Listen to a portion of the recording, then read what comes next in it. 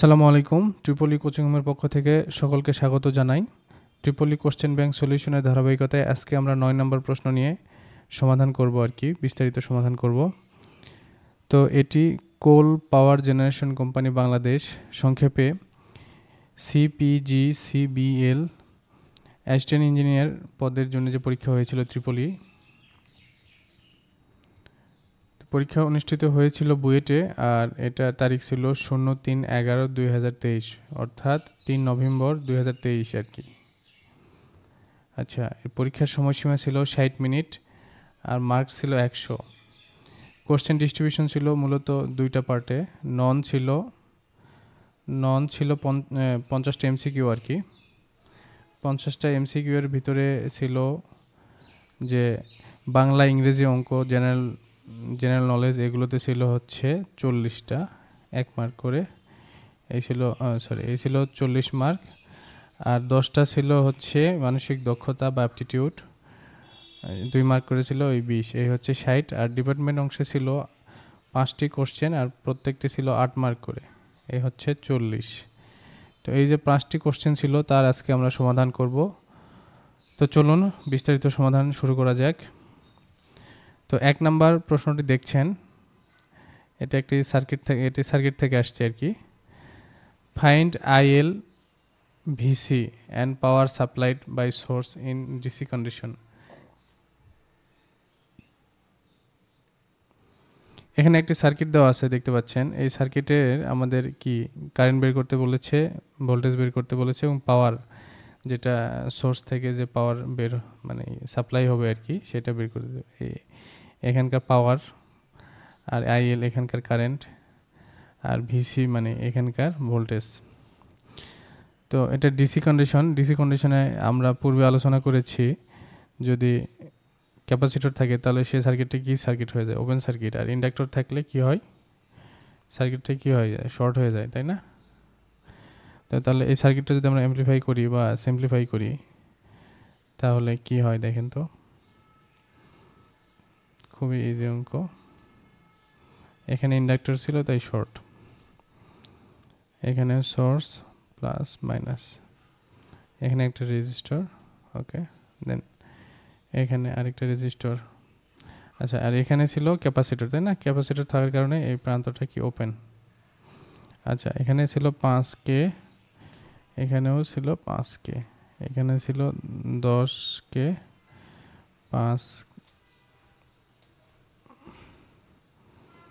5K, এটা হচ্ছে 5K। তাহলে কারেন্ট কোথাকার কারেন্ট বের করতে বলেছে আমাদের, এই যে IL এখানে যে ছিল এই কারেন্টটা আমাদের বের করতে বলেছে। আর এই যে ভোল্টেজটা, এখানকার ভোল্টেজ VC। তাহলে আমরা যদি মানে নর্মাল যে ডিসি সার্কিটের নিয়মে অঙ্কটা করি তাহলে কি আসে, এখানে I যদি বের করি, I ইকুয়াল হচ্ছে ভোল্টেজ ছিল 15 ভোল্ট, 15 বাই রেজিস্ট্যান্স, তাহলে 5 যোগ 5, এর সঙ্গে কি প্যারালাল 10, তাই না? আবার এর সঙ্গে কি সিরিজে আছে 5, আবার 5, তার মানে কি এটা সিরিজ, তার সাথে 10 প্যারালাল, দেন আবার এই কয়টা সিরিজ। তাহলে যদি ক্যালকুলেশন করি,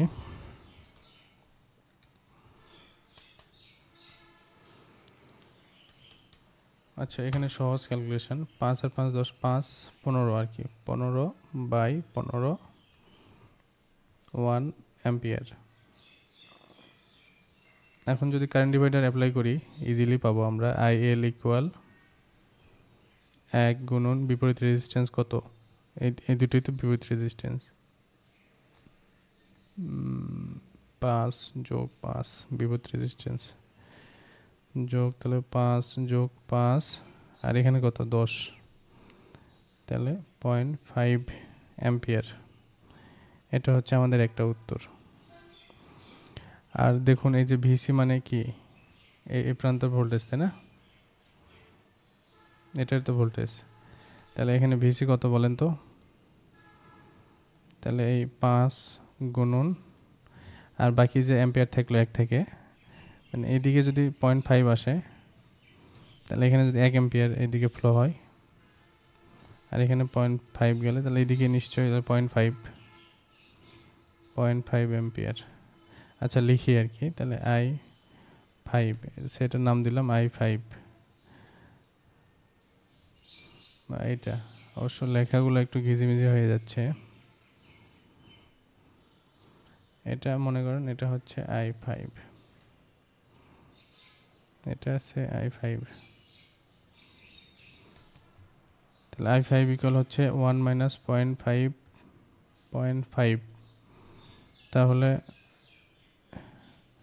ক্যালকুলেশন করলে হচ্ছে 5 গুণন 0.5, 5 গুণন 0.5, 2.5 ভোল্ট। এটা একটা উত্তর পেয়ে গেলাম আমরা। আচ্ছা আরটা চাইছে কি, মানে সোর্স থেকে কি পাওয়ার সাপ্লাই করতে পারবে পি, তাহলে পি ইকুয়াল আমরা জানি ভিআই, ভি দেওয়া আছে কত 15 আর আই হচ্ছে 1, তাহলে হচ্ছে 15 ওয়াট। এটা একটা উত্তর আমরা পেয়ে গেলাম। তো আশা করছি বুঝতে পারছেন আর কি। ওকে, আমরা এখন 2 নম্বর ম্যাথটি দেখবো আর কি। দেখুন এখানে বলা আছে, একটু কালার চেঞ্জ করে নিই। A 220 volt RMS 60 hertz supply serves A load that 10 kilowatt resistive load কত 10 কিলোওয়াট। আচ্ছা 15 কেভিআর ক্যাপাসিটিভ লোড আর কি, অ্যান্ড 22 কেভিআর ইন্ডাকটিভ লোড। আচ্ছা ফাইন্ড অ্যাপারেন্ট পাওয়ার এস। তারপরে বি কি চেয়েছে দেখেন, কারেন্ট ড্রন ফ্রম দ্য সাপ্লাই, তাহলে আমাদের আই চেয়েছে আর কি। The KVR rating and capacitance required to improve the power factor 0.996, তাহলে আমাদের এখানে কি সিতে চেয়েছে দুইটা, এটা হচ্ছে KVR রেটিং আর একটা হচ্ছে সি। পাওয়ার ফ্যাক্টর উন্নতি করতে কত, PF 0.96 যদি নেই তাহলে কত মানে রেটিংয়ে কিউ লাগবে আর সি লাগবে। আচ্ছা the current drawn from the supply under new power factor condition, তখন আবার চেয়েছে ডি নাম্বারে যে কারেন্ট নতুন পাওয়ার ফ্যাক্টর করতে সাপ্লাই করতে কত কারেন্ট লাগবে এটা চেয়েছে আর কি। তাহলে আমরা আমাদের যে জানি ফর্মুলাগুলো সেগুলা কি, এস ইকুয়াল ভিআই কনজুগেট আর কি, এই ফর্মুলা দিয়ে অঙ্কগুলো পারবো। আর আরেকটা জানি আমরা কি, C equal P tan theta 1 minus tan theta 2 omega v RMS square. আচ্ছা এটা সির ভ্যালু পাবো, আর যদি কিউ এর ভ্যালু আমরা জানতে চাই তাহলে Q equal P tan theta 1 minus tan theta 2। আচ্ছা দেখুন অঙ্কগুলো করি আগে কি, তারপরে ইজি মনে হবে। তাহলে এখানে যে আমাদের পাওয়ার সব মিলে পাওয়ার কত আছে, পি কত 10, এটা হচ্ছে রেজিস্টিভ পাওয়ার, আর capacitive power minus J of 15, আর ইন্ডাকটিভ পাওয়ার প্লাস জে 22। এটা যদি আমরা ক্যালকুলেশন করি 10 প্লাস জে অফ 7, তাহলে যে অঙ্কে চেয়েছে আর কি S 10 square plus 7 square root তারপর রুট ওভার, এটা যদি ক্যালকুলেশন করি আমরা তাহলে পাবো root over 10 square plus 7 square 12.21 একক কি বলেন তো, কেভিএ, রাইট কেভিএ। তাহলে এটা একটা উত্তর পেয়ে গেলাম আমরা।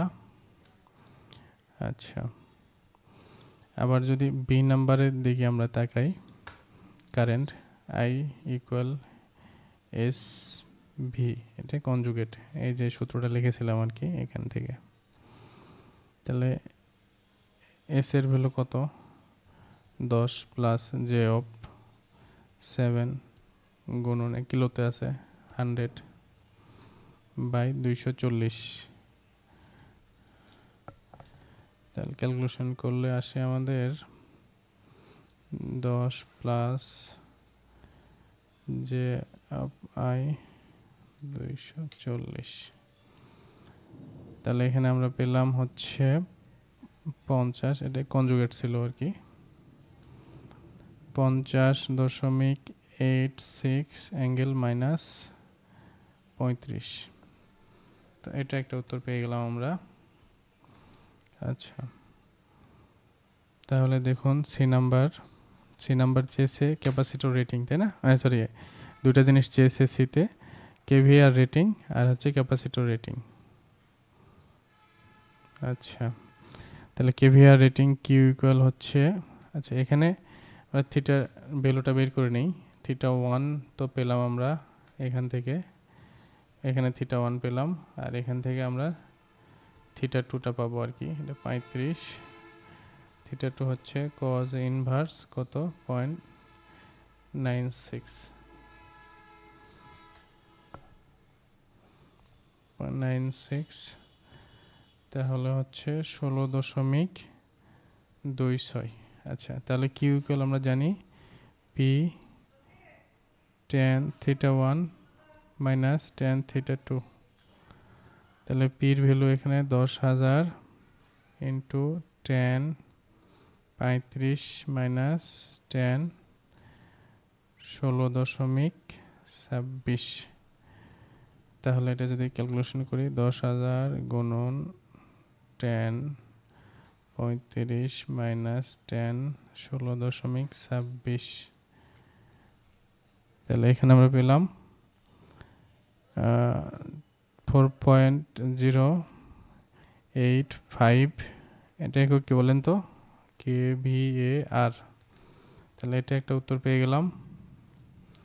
আর এটা যদি ক্যাপাসিটেন্স রিকোয়ারমেন্ট হয় আর কি, সি ইকুয়াল, তাহলে সূত্র ছিল কি দেখেন তো, পি tan থিটা, তাহলে এই ভ্যালুটা আমরা এখানে দিয়ে দিই, 4.085 গুণন 1000, যেহেতু কিলোতে ভ্যালু আছে, আর ওমেগার ভ্যালু কত 202 পাই 50, এখানে এফ এর ভ্যালু ছিল 60, মানে এই যে ওমেগার ভ্যালু, ওমেগা ইকুয়াল কি জানি 2πf। আচ্ছা, আর হচ্ছে এখানে ভির ভ্যালু 240 স্কোয়ার, তাহলে ভাগ 2π গুণন 60 240 স্কোয়ার, তাহলে আনসার আসে হচ্ছে 188.14 মাইক্রোফ্যারাড। এটা একটা কাঙ্ক্ষিত উত্তর পেয়ে গেলাম আমরা। আচ্ছা, আর ডি নাম্বার কি ছিল বলেন তো, ডি নাম্বার এটা কালি যদি চেঞ্জ করি। আচ্ছা, ডি নাম্বার চেয়েছিল দেখেন, এই যে আমরা যদি এই পাওয়ার ফ্যাক্টর কারেকশন করি আর কি, পাওয়ার ফ্যাক্টর সে আগে এইরকম ছিল, এখন এইরকম, আগে এইরকম ছিল অ্যাঙ্গেলটা, এখন আমাদের পাওয়ার ফ্যাক্টর এইটা। তো এখন যদি পাওয়ার ফ্যাক্টর কারেকশন করি, এখানে ছিল 10, এইটুকু তো কারেকশন করলাম, তাহলে এখানে কত আসবে বলেন তো, তাহলে কিউ, আচ্ছা নিউ কত আসবে, পূর্বে ছিল কত বলেন তো, হ্যাঁ রাইট, পূর্বে ছিল 7 মাইনাস, আর কত কারেকশন করলাম 4.085, তাহলে 7 মাইনাস 4.085,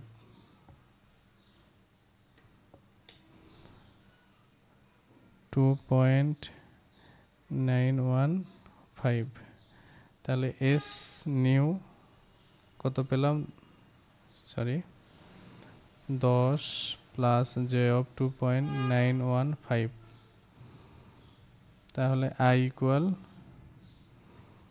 এস কত 10 প্লাস জে 2.915 ডিভাইডেড কত বলেন তো ভোল্টেজ, তাই না 240, আর এটার উপরে কি হবে কনজুগেট, কনজুগেট দেওয়া ভোলা যাবে না আর কি। এটা যদি ক্যালকুলেশন করি 10 প্লাস 2.915 জে ডিভাইডেড 240, 1000 গুণ ছিল আর কি, কিলোতে ছিল। আচ্ছা, তাহলে এটা ইয়ে তো করি আর কি, 43.4 অ্যাঙ্গেল হচ্ছে -16.25। এটা হচ্ছে আমাদের কাঙ্ক্ষিত আরেকটা উত্তর। তো আশা করছি বুঝতে পেরেছেন আর কি। এই পাওয়ার ফ্যাক্টর কারেকশনের যে ম্যাথ বা ত্রিভুজটা আছে এটা যদি ঠিকমতো বুঝতে পারেন তাহলে এই ধরনের ম্যাথ খুবই সহজ আর কি। এখানে থেকে পি, এখানে থেকে এস, এখানে থেকে কিউ। তো এই যে কারেক্টিভ এখানে কারেকশন করে আমাদের এই কাঙ্ক্ষিত এটুকু ছিল আর কি। এটুকু নিয়ে লাস্টে কাজ করলাম। তো বুঝতে পেরেছেন আশা করি। না বুঝলে কমেন্টস করবেন, আমি চেষ্টা করব রিপ্লাই দেওয়ার, বা যে পার্টটা বোঝেন নাই হয়তো ভিডিও আকারে দিয়ে আপনাকে লিঙ্ক শেয়ার করার চেষ্টা করব। ধন্যবাদ। তো চলুন 3 নাম্বার ম্যাথ সলিউশন করার চেষ্টা করি। এটা ডায়োড থেকে এসেছে আর কি। ডায়োড দেখতে পাচ্ছেন, জেনার ডায়োড। তো এই ধরনের ম্যাথ আমরা কিভাবে সলিউশন করি তার একটা বেসিক স্ট্রাকচার দাঁড় করানোর চেষ্টা করি। তো এই সার্কিটটা যদি আমরা সিম্পলিফাই করি তাহলে সার্কিটটা কীরকম হয় একটু বোঝার। এই দুটো তো সিরিজে ছিল তাই না, এই 2 আর 3। তাহলে সিরিজে যদি থাকে তাহলে প্লাস করে দিই, তাহলে 3 আর 2 5 কিলো ওহম। আচ্ছা, দেন এটা তো কিসে আছে, এখানে একটা জেনার ডায়োড আছে। ওকে, জেনার ডায়োডের সাথে প্যারালালে একটা কি আছে, রেজিস্টর আছে। তারপরে আমাদের এখানে ভি আউট, আর এখানে আমাদের ভি ইনপুট দিচ্ছি আর কি।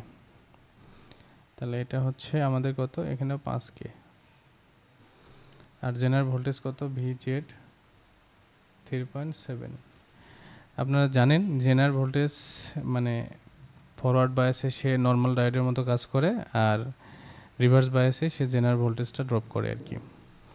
তো এখানে জেনারেল ভোল্টেজটা অ্যাক্টিভ হবে কি না এই জিনিসটা, তাহলে এখানে রিভার্স বায়াস কখন হচ্ছে বলেন তো, যখন আমরা পজিটিভ বায়াস দিচ্ছি তাই না। যখন এই পাশটা পজিটিভ দিব, এই পাশটা নেগেটিভ দিব, তখন এটা রিভার্স বায়াস হবে এবং এটা তার জেনার যে ক্যারেক্টারিস্টিক সেটা সে দিবে আর কি। মানে নির্দিষ্ট ভোল্টেজ সে কনজিউম করে আউটপুটে এটা স্থির ভোল্টেজ সে রাখবে। তাহলে দেখুন আমরা বোঝার চেষ্টা করি। তাহলে আমরা যদি সার্কিটটা ড্র করি আর কি, যখন পজিটিভ দিব, সে পজিটিভ যখন দিব তখন এটা এই ডায়োডের ক্যারেক্টারিস্টিকটা কী হবে, আমরা সার্কিটটা ড্র করি। এটা হচ্ছে আমার রেজিস্ট্যান্সের যে সার্কিট ছিল রেজিস্টরগুলোর, আর এখানে যখন আমরা পজিটিভ দিব তখন কি কেমন হবে আর কি, জিনিসটা বোঝার চেষ্টা করি। এরকম হয় না কীরকম, আমি যে আগে ফেললাম, এটা আগে আগানো উচিত হলো না, আমি একটু দেখি আর কি। যখন পজিটিভ দিব তখন আমরা V0 কত পাবো, সে ডায়োড নেই। তাহলে আমরা ভোল্টেজ ছিল পজিটিভে কত, 6 ভোল্টেজ ডিভাইডেড করে 6 ইন্টু কত 5, রাইট। আর এখানে 5 যোগ 5, তাহলে কত হয় 30 10 3 ভোল্ট। জেনারেল ডায়োডের যেটা আমরা জানি আর কি, যে এই যে VZ এবং V0 একটা সম্পর্ক আছে, কি বলেন তো, V0 কি হতে হবে, বেশি হতে হবে তাই না VZ এর তুলনায়। VZ কত আছে এখানে, VZ আছে 0.7 আর V0 কত আছে, V0 পেলাম 3। তাহলে এই কন্ডিশন তো স্যাটিসফাই করছে না। তাহলে জেনারেল ডায়োড কি, তার যে ক্যারেক্টারিস্টিক্স রিভার্স বায়াস সেটা তো সে ওই ভোল্টেজটা পাবে না আর কি, 3.7 ভোল্টেজ পাচ্ছে না আর কি সামহাও। তাহলে এটা ওপেন সার্কিট পাচ্ছি তাই না। তাহলে হয় পজিটিভ যখন আমরা অ্যাপ্লাই করছি তখন এই ডায়োডটা ওপেন থাকতেছে, এখানে 5 এখানে 5, তাহলে V0তে আমরা পাচ্ছি কত, 3 ভোল্ট। ওকে, পজিটিভ দিলে 3 ভোল্ট। এখন যদি আমরা নেগেটিভ অ্যাপ্লাই করি সার্কিটে, নেগেটিভ বায়াস অ্যাপ্লাই করি আর কি, নেগেটিভ বায়াস যদি অ্যাপ্লাই করি তাহলে দেখুন এটা যদি নেগেটিভ বায়াস দিই আর কি, এখানে নেগেটিভ এখানে পজিটিভ, তাহলে এটা তো ফরওয়ার্ড বায়াস পেলো তাই না। তাহলে সার্কিটটা কীরকম হবে, তাহলে নর্মাল ডায়োডের মতো সে আচরণ করবে। শর্ট হয়ে গেল, এখানে আমাদের ছিল 5, এখানে ছিল 5 5, আর এখানে হচ্ছে V0 আর হচ্ছে VIN। তাহলে এইদিকে যদি শর্ট পাথ থাকে আর কি, তাহলে এইদিকে তো আলটিমেটলি কারেন্টটা ফ্লো করবে। তাহলে V0 কি আমাদের সম্ভব? V0 equal 0 volt. আচ্ছা, তাহলে এটা আমাদের কি চেয়েছে দেখি, sketch the wave shape V0, এটা V0 ওয়েভ শেপটা স্কেচ করতে বলেছে আর কি। তাহলে দেখুন এটা যদি আমরা চিত্র ড্র করি আর কি, তাহলে কেমন আসে।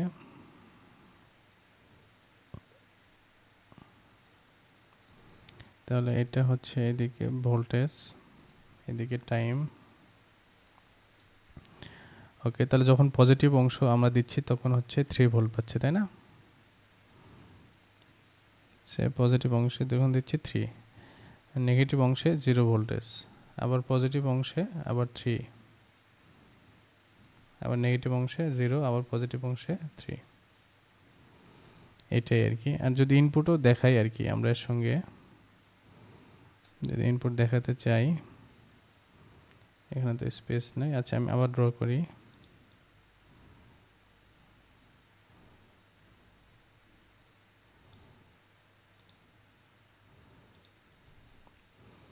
আচ্ছা দেখেন, ইনপুট সহ দেখাই তাহলে একটু ক্লিয়ার হবে। আমাদের সে এটা ইনপুট দেওয়া ছিল, এটা ছিল +6, এটা ছিল -6 আর কি। এখন যদি আমরা আউটপুট শেপটা ড্র করি, তাহলে দেখুন এই যে পজিটিভ অংশ যখন 6 ভোল্ট আমরা অ্যাপ্লাই করেছিলাম তখন 3 ভোল্ট পেয়েছিলাম এখানে। তাহলে এটা পজিটিভ অংশ, তাহলে 3 ভোল্ট পেলাম। তাহলে আবার এখানে যখন আসলো এটা তো এইরকম 0 আর কি, পেলো না। আবার যখন এই শেপটাতে আসলো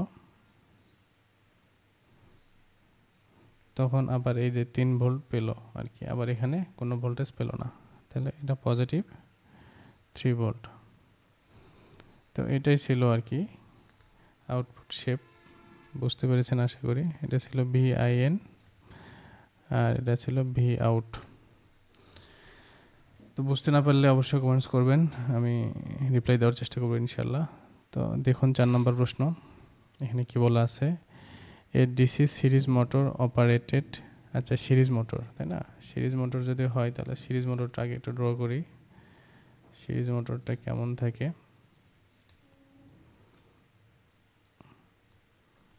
ওকে, এরকম হচ্ছে সিরিজ মোটর থাকে। আমরা ডাটাগুলো লিখবো আর কি। সিরিজ মোটর অপারেটেড কত? 800 RPM। তাহলে এন এর ভ্যালু কত? 800।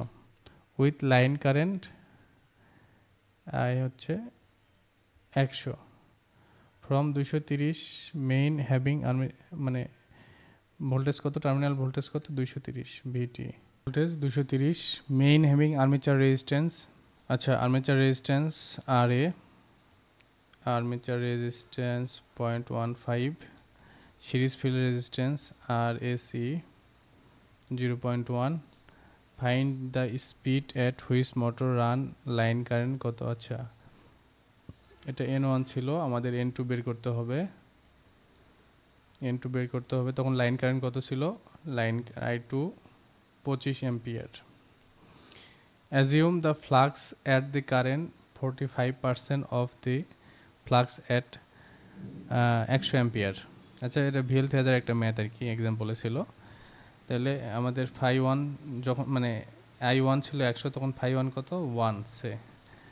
যখন I2 25, তখন φ2 কত আমাদের? এখানে দেখতে পাচ্ছেন 45% আর কি। তাহলে 0.45 লিখি আর কি, 0.45। তাহলে আমরা একটা সূত্র জানি আর কি, এই সূত্র থেকে ইজ ইকুয়াল φZNP/60A।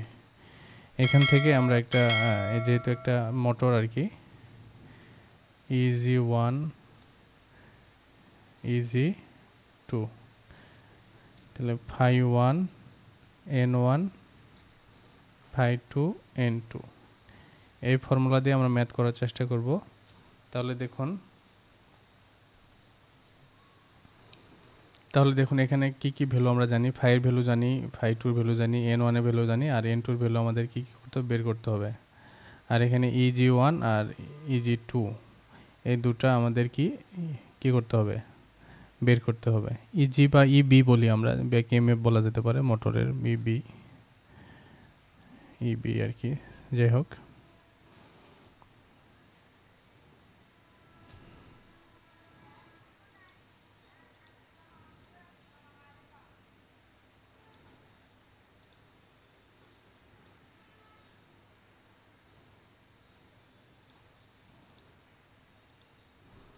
তাহলে এটা হচ্ছে আমাদের EB1 EB2। তাহলে EB1 ইকুয়াল কি জানি আমরা, ভিটি। এখানে দেখেন এটা কি, এটা কিন্তু মোটর, তাই না, মাইনাস IA আর প্লাস আর এস ই। তাহলে এই যে মোটর হওয়ার কারণে কিন্তু আমাদের এই দিক থেকে কি নিচ্ছে, সোর্স নিচ্ছে আর কি। ফর্মুলাটা বুঝতে পেরেছেন, কেভিএল বসালে ফর্মুলাটা হয় আর কি, এটা খুবই সহজ। ভিটি এই কত, 230 মাইনাস আয়ের ভ্যালু 100 ইন্টু 0.1.15। এটা যদি আমরা ক্যালকুলেশন করি আর কি, 230 মাইনাস 100 ইন্টু 0.25, 205। আচ্ছা, তাহলে EB2, এটা EB1 ছিল আর কি, EB2 হচ্ছে একবারে যদি 230 মাইনাস আয়ের ভ্যালু এখানে কত, 25, 0.1 যোগ 0.15। এটা যদি ক্যালকুলেশন করি আমরা, তাহলে এখানে আসে হচ্ছে 223.75। আচ্ছা, এখানে যদি আমরা ভ্যালুগুলো ইনপুট দিই এই ফর্মুলাতে, তাহলে EB1 এর 205 আর 223.75, φ1 এর ভ্যালু 1, φ2 এর ভ্যালু 0.45, n1 এর ভ্যালু হচ্ছে 800, n2 এর ভ্যালু কত, এটা আমাদের বের করতে হবে। এটা যদি ক্যালকুলেশন করি আমরা, 223.75 ইন্টু 800 ডিভাইডেড 205 ইন্টু 0.45, তাহলে n2 আমাদের কাঙ্ক্ষিত 1940.4, অথবা যেহেতু 1940 RPM ঘূর্ণন সংখ্যা, তো এটা হচ্ছে আমাদের কাঙ্ক্ষিত উত্তর। আশা করি বুঝতে পেরেছেন আর কি। এটা একটা ডিসি মোটরের অঙ্ক আর কি, ডিসি মোটর খুব সহজ, এটা বই থেকে হুবহু দিয়েছে ভিএল থ্রেজা। মেশিনের অঙ্কগুলো অনেক সময় বই থেকে দেয় হুবহু, তবে দু একটা ওই যে এই আপনার চ্যাপম্যান বা এই ধরনের ম্যাথ বই থেকেও দেয়, তাছাড়া ভিএল থ্রেজা থেকে অধিকাংশ অঙ্ক দেয়। আচ্ছা, 5 নম্বর ম্যাথ আমরা দেখতে পাচ্ছি। এই ম্যাথটা যদি আমরা একটু রিড আউট করি, এ সিগন্যাল এমটি, মানে এখানে বুঝতে হবে সিগন্যাল কয়টি, একটি। আচ্ছা, MT band limited 3 kilo hertz, তাহলে মেসেজ সিগন্যাল কত, 3 কিলো হার্টজ আর কি। Is sample rate at 33.33 higher than Nyquist rate, তাহলে আমাদের যে ফ্রিকোয়েন্সি স্যাম্পল করব সেটা 1.33 গুণ বেশি কার, FN কিউ নাইকুইস্ট রেট থেকে। আচ্ছা, এটা একটা কন্ডিশন বলা আছে। তারপরে the maximum acceptance error sample amplitude, the maximum quantization error আর কি 0.5%, এটা অ্যাকসেপ্টেবল এরর আর কি, of the peak amplitude MP। Okay, the quantized sample আর binary coded, find minimum bandwidth. আচ্ছা, এখানে বলা হয়েছে বাইনারি কোডেড, এটা বুঝতে পারছেন আর কি, তার মানে একটা, আচ্ছা এটা পরে আসতেছি, একটা চ্যানেল মানে find the minimum bandwidth of channel required transmit encoded binary signal. আচ্ছা, এখানে বাইনারি সিগন্যাল বলা আছে। ইফ 24 সাস সিগন্যাল, এখানে কিন্তু একটা সিগন্যাল এরকম বলা ছিল, আর এখানে দেখেন এইরকম 24টা সিগন্যাল, তাই না। আর TDM multiplexed, determine the minimum transmission bandwidth required to transmit multiplexed signal. আচ্ছা, 5 নাম্বার দেখেন, এ সিগন্যাল মানে একটি সিগন্যাল, আচ্ছা MT band limited 3 kilo hertz sampled at rate 33.33 higher than Nyquist rate, the maximum acceptance error sampled amplitude, the maximum quantization error 0.5% of this peak amplitude MP. আচ্ছা তাহলে এইখানে maximum acceptance error কত 0.5% কার এমপির pick যে ইয়ে আছে আর কি amplitude আছে আচ্ছা the quantization the quantize sample আর বাইনারি কোডেড আচ্ছা find minimum bandwidth of a channel require to transmit encoded binary signal আচ্ছা দেখেন if find the minimum bandwidth of a channel require to transmit the encoded binary signal আচ্ছা একটা সিগন্যালের জন্য কতটুকু মানে ইয়ে ব্যান্ডউইথ লাগবে আর কি এটা বের করতে বলেছে if 24 such signal are TDM multiplexed determine the minimum transmission bandwidth বের করতে বলেছে আর কি required to transmission multiplexed signal তাহলে আমরা এখানে মানে সিগন্যাল যেটা স্যাম্পল সিগন্যাল ফ্রিকোয়েন্সিটা বের করি তাহলে 1.33% বেশি দেওয়া আছে গুণন কার FNQ তাহলে 1.33 মাল্টিপ্লাই হচ্ছে FNQ 2 into FM message signal 1.33 গুণন হচ্ছে 2 গুণন FM এর ভ্যালু কত 3 এটা ক্যালকুলেশন করলে আমরা 3 2 6 এটা 8 কিলো হার্টজ পেলাম এখন আমাদের দরকার কি n দরকার না বিট সংখ্যা তাহলে আমি অ্যাকসেপ্টেন্স এরর কত এখানে del by 2 কত আছে 0.05 MP ওকে তাহলে 2 MP by L divided by 2 equal 0.005 MP তাহলে এটা যদি আমরা ক্যালকুলেশন করি MP আউট এই দুই কেটে গেল তাহলে আমরা পাই 1/L 0.005 অথবা L ইকুয়াল হচ্ছে 200 তাই না এরকম যেহেতু এটা উল্টাই দিলাম আমাদের সাইনও চেঞ্জ হয়ে গেল তাহলে আমরা যে লেভেল পেলাম লেভেল তো আমরা তো আমরা সবসময় জানি 2 এর উপর পাওয়ার থাকে আর কি 2 এর তাহলে 200 ইমিডিয়েট বড় কত 256 তাহলে n ইকুয়াল মানে আচ্ছা এখানে লিখে দেই আর কি to the power n equal হচ্ছে টু দি পাওয়ার 8 তাহলে n ইকুয়াল হচ্ছে 8 তাহলে RB মানে আমাদের সিগন্যালের বিট রেট তাহলে n ইনটু fs n এর ভ্যালু 8 fs এর ভ্যালু 8 তাহলে হচ্ছে 64 kbps আচ্ছা আমাদের ব্যান্ডউইথ লাগবে তাই না আমরা জানি কি ফর ইচ সিগন্যাল মানে একটা সিগন্যালের জন্য কি বলেন তো 2 kbps is can transmit with কত bandwidth 1 kilohertz bandwidth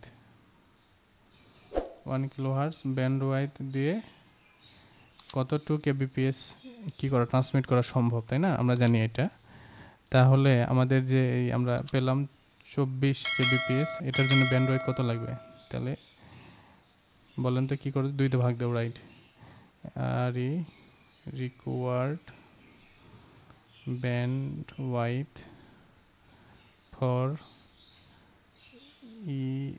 is signal 64 ভাগ 2 32 কিলোহার্টজ আচ্ছা তাহলে আমাদের required bandwidth for কত চ্যানেল কত বলা আছে বলেন তো 24টি চ্যানেল না তাহলে 24 সিগন্যাল আর কি চ্যানেল না সরি সিগন্যাল 24 সিগন্যালের জন্য আমাদের দরকার 32 গুণন 24 তাহলে 32 গুণন 24 ইকুয়াল 768 কিলো হার্টজ। তো এটা হচ্ছে আমাদের কাঙ্ক্ষিত উত্তর। আশা করি বুঝতে পেরেছেন। তো আজকে ছিল এ পর্যন্তই।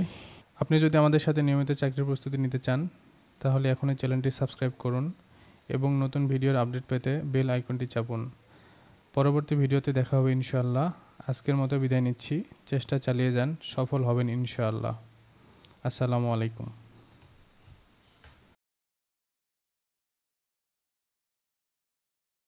গেইন ভি আউটপুট এটা বাই আমাদেরকে বের ইনপুট করতে হবে। তো এটা অঙ্কটা কিভাবে সলিউশন করা যায় পূর্বে আমরা ম্যাথগুলো দেখেছি এটা আমাদের এখানে বের করতে হবে। ভোল্টেজ সোর্স থাকতো আর কি